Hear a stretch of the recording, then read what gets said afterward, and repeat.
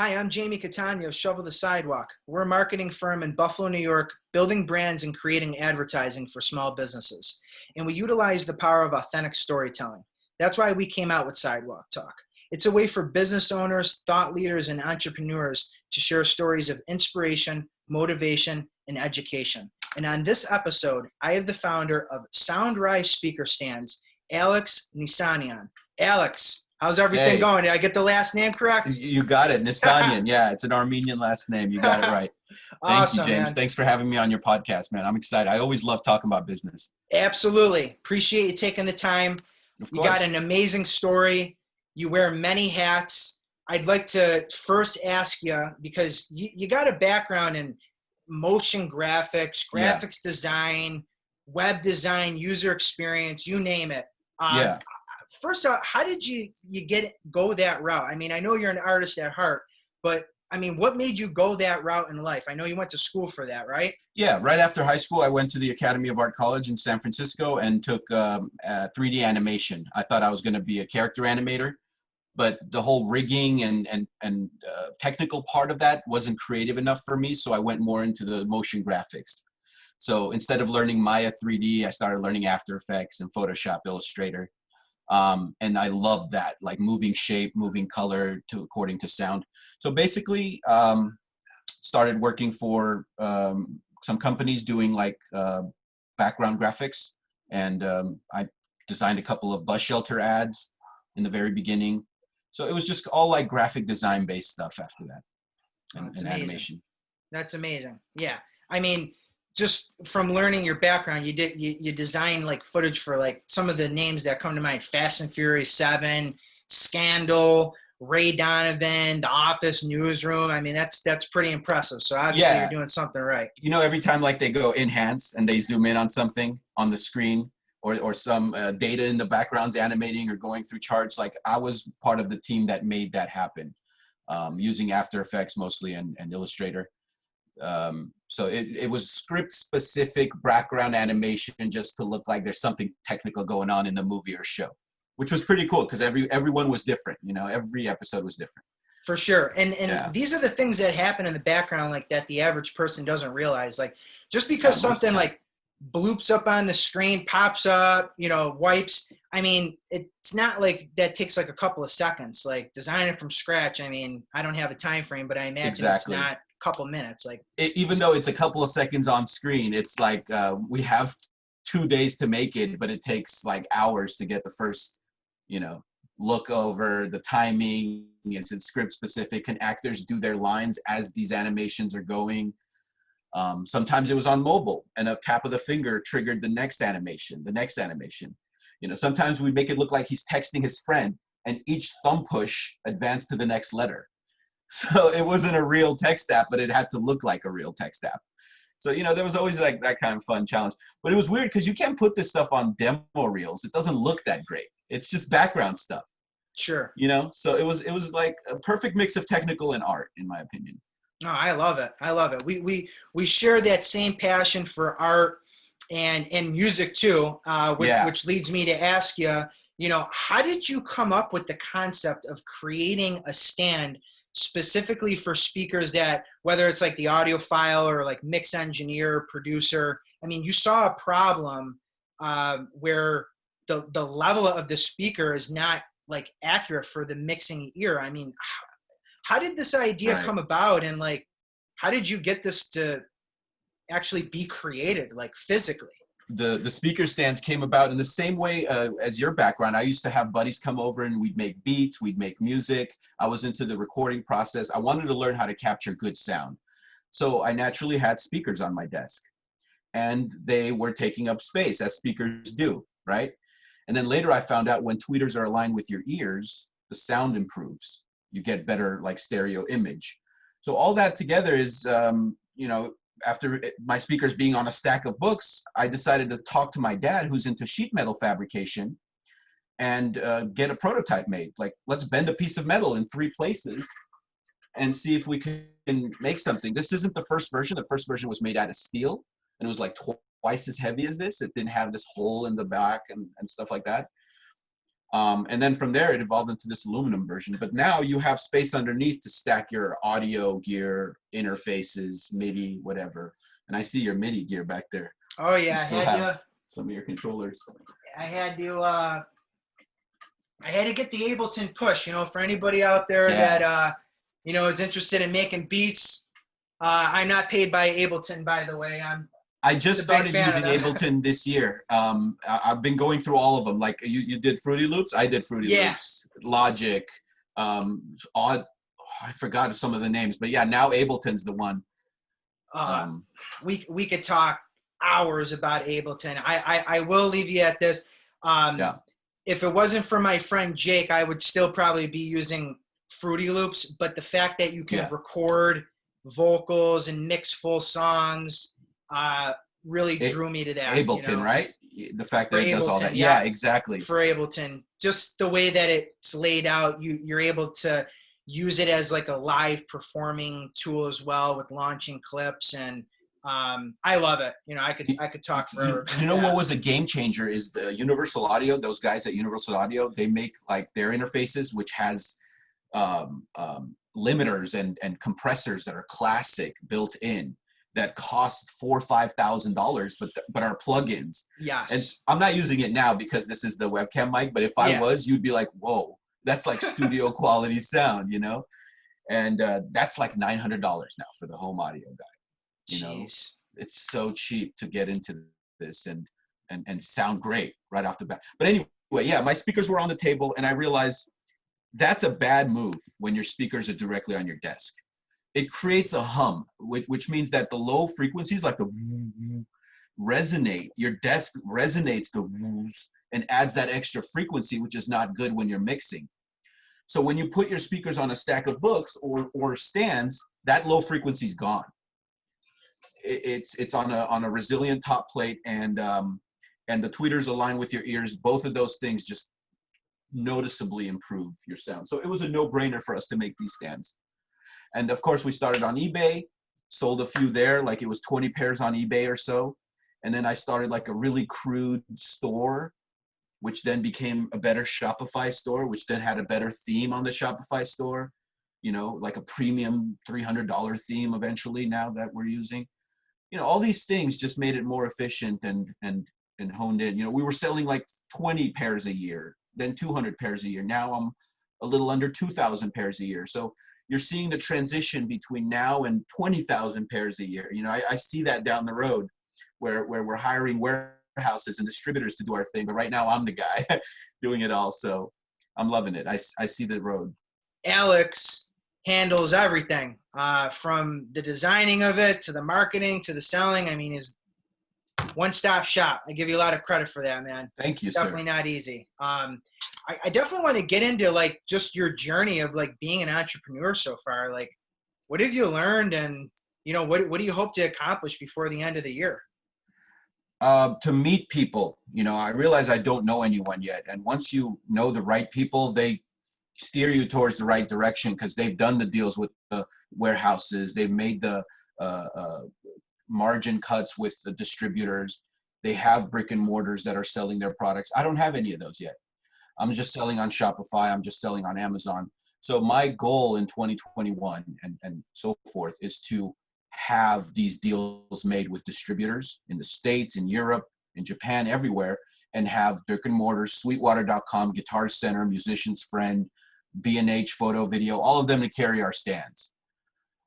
So yeah, the transition's already been made from working freelance for other people to selling on eBay to selling on Amazon to now working full-time for myself to now finding distributors is the next step. It's awesome, man. And everything comes down to having a strategy.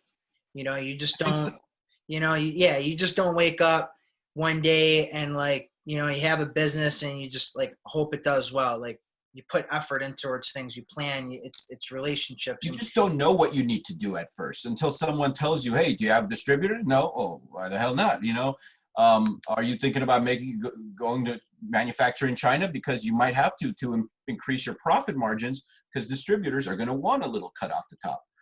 And you can't do that if you continue to make. So all these things no one tells you. Once you meet the right people, they start asking the right questions, and then you think, oh yeah, I don't know shit. And I need to like start figuring things out on a bigger scale. For sure. You don't know what you don't know, right? Takes Yeah, another person to exactly. help you out. Like when I'm packing and shipping boxes one by one to a customer in Florida or a customer in California, I realize companies that have distributors, they don't mess around like this anymore. They don't sit and pack one boxes. They make pallets to that shop. They make a pallet to that store or pallet to that distributor. And that's where I need to be. You'll get there though, man. Yeah, You definitely, you got that, you have a problem that you solve that I don't think enough producers and mix engineers realize that they have. This is not a product that's just aesthetically pleasing. It solves an issue. And yes. that's those unwanted frequencies. I mean, unwanted frequencies can destroy your whole mix. You just spent hours and hours and hours and hours mixing it together. You're using thousands of dollars worth of plugins, and it's a matter of your speaker is literally not level with your ear, and it's vibrating on the desk. I mean, placement is everything. Not only vibrating on the desk, not only leveling with the ear, but distance from the wall. They say never put your speakers close up to the wall because that also creates a resonance. The wall vibrating is or certain like that. So all those things are important. And once I realized that, yeah, it made a huge difference. Little subtle differences stacked make the big difference in music production, as you know. Exactly. Not any one thing. I know you got other things in the works too, Alex. What are some of the things that let's hear about it. I know people are gonna love this. Okay, so I bought this thing from a guy named 3D Waves on Instagram. He was selling basically pedal stands for your desk. And if I'm going to bring this up close, you could tell it's actually 3D printed. You could see the lines going through the material. I don't know if it's clear there, but yeah, he makes these at home, snaps a couple of like rubber things on them and sells them as stands for pedals, like something like this, for example.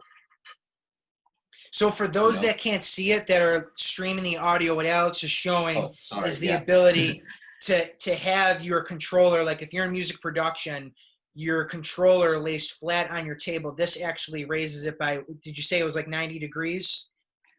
No, I would say this is like a 45 degree, for your desk pedals. It angles them so that your pedals are facing you, able to control the knobs, reach for them. And in the past, pedals were on the floor. Guitarists, right?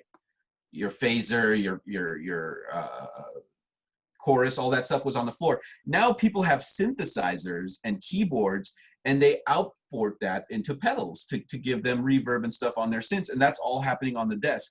So I feel like this is needed. And this was basically one of the only things out there for pedal stands. So I made this prototype out of foam, and I found a foam manufacturer local here in California who was able to create a prototype with their machines. I have a photo of that if I can show that to your audience. Yeah, that would be great. Let me share my screen real quick, and it is on, and let me know if you get that notification. Awesome. So this right here is called a Soundrise pedal stand, and it will raise your audio interfaces, keyboards, synthesizers to eye level and give you access. And there's a hole in the bottom for cable management to run through, and there's also a hole in the back for cable management. So basically, this is just a missing piece, I feel like, in the industry, because a lot of stuff is going desktop. Sure. I mean, one person can be their own orchestra at the end of the day.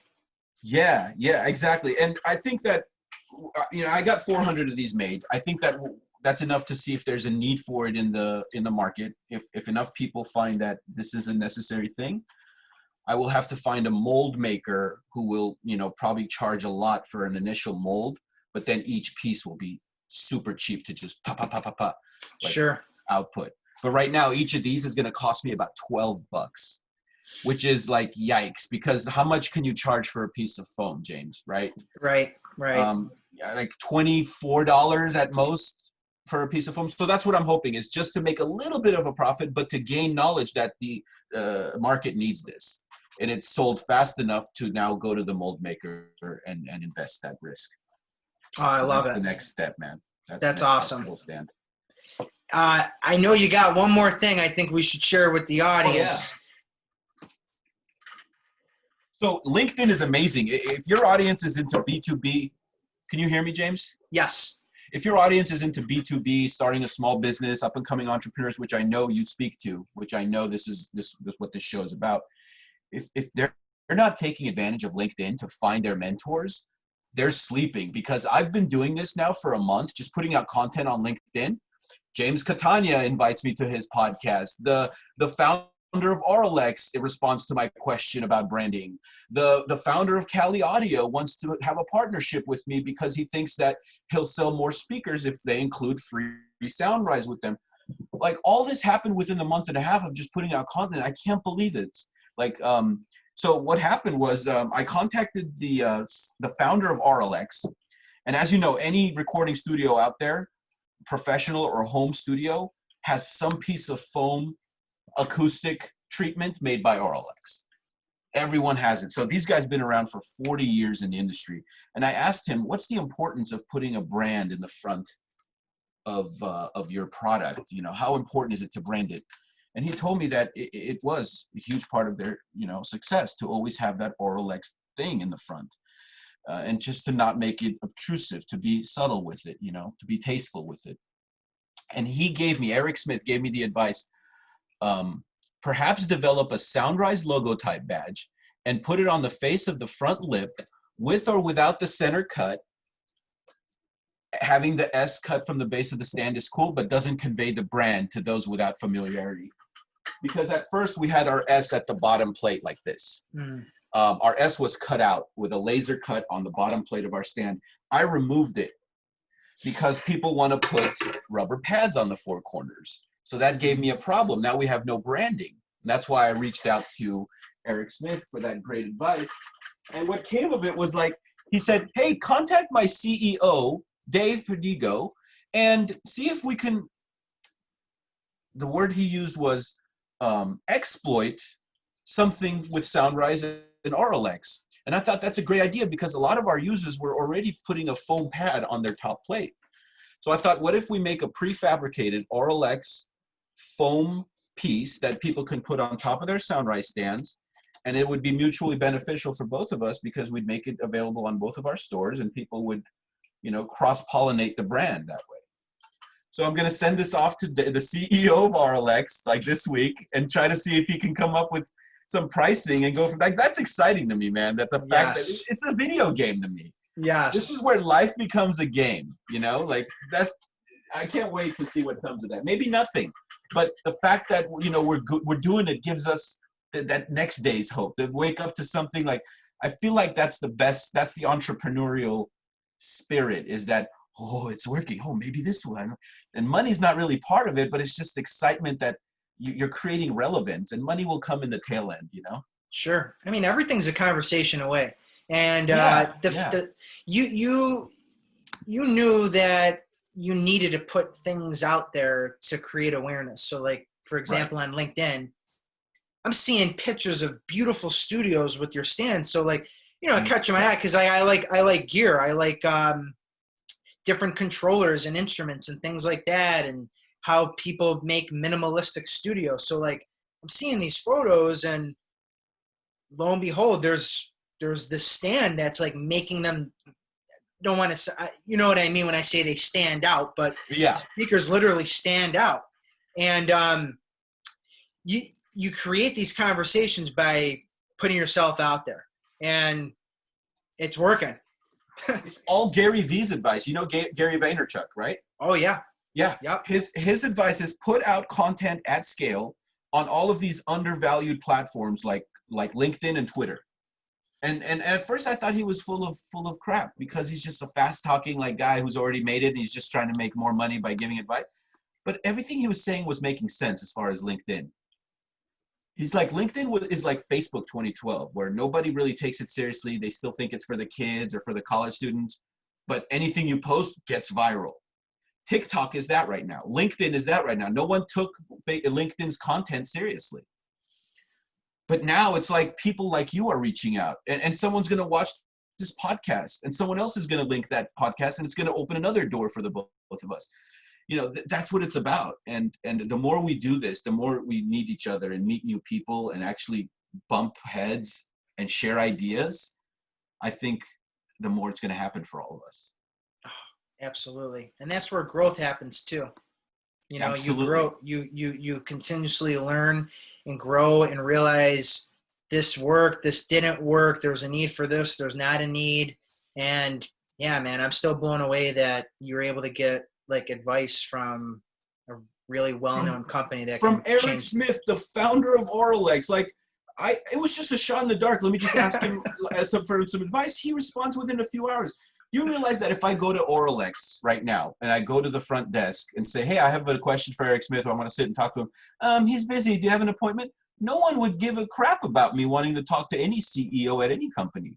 But on LinkedIn, they respond to an honest question asking for advice, not selling him anything or anything like that. Just Sure. And people need to take advantage of that. I think your audience listening right now should take advantage of that. This is a good segue because we're about to wrap up here. For that person that is in college right now that still doesn't know that what they want to do yet, or that person that's, you know, stuck in a career that's not fulfilling, from what you've learned so far, so that person doesn't make the same mistake, what is like the biggest piece of advice that you can give to that person right now? Putting out content at scale and not worrying that it's finalized, not putting like a finished piece or, hey, buy this, here's my presentation, but the making of, document your process of doing things so that you get other people to get involved. Because once other people are involved, you realize you don't know shit. And I don't know anything. All I know is how to set up a Shopify store, how to do a couple of Amazon listings and fulfill orders. You know, once I met people, I realized, wow, distribution, profit margins, you know, overseas production, and blah, blah, blah. So I would say get to meet people ASAP by putting out content at scale the way Gary Vee recommends. I love it. I love it. It's as simple as that. Don't be afraid to put yourself out there, and at the end of the day, be authentic. Don't be what you're not. So I agree. And especially in this COVID culture, we're all trapped up. Let's meet people. Exactly. Yeah, this is the time now. Yeah. Alex, I want to thank you again for being on the show. I mean, we could talk for hours about music. Definitely looking forward to speaking with you again. Let's do that. What is the best way for somebody to reach out to you if they either have questions, advice, or even just want to purchase a stand from you from Soundrise? What's the best way for somebody to get a hold of you? SoundrisePro.com has my phone number on the top, and the contact goes straight to my email. So if you want to ask anything, it's on there. There's also a little pop-up chat. As soon as you hit that and send me a question, I get a pop-up on my phone about any Soundrise questions on our website. So yeah, alex@withsound.com. That's my portfolio, with sound, when I was a motion graphics artist. Or soundrisepro.com. I'd love to build my network. Contact Absolutely. me guys. Absolutely. Yep. Same thing with LinkedIn, right? Just tell him to add you on LinkedIn. And he's a wealth of knowledge, everybody. So thank you so much. Absolutely. I don't know shit. I've realized right now I don't know anything, man, but I will share whatever I do know. For sure. For sure. Thanks again, man. You got it. Thank you, James. To those watching, to those listening, whether you're streaming on YouTube, Spotify, Apple Podcasts, we appreciate you participating and following the journey of Sidewalk Talk. I'm Jamie Catania, and this has been Sidewalk Talk.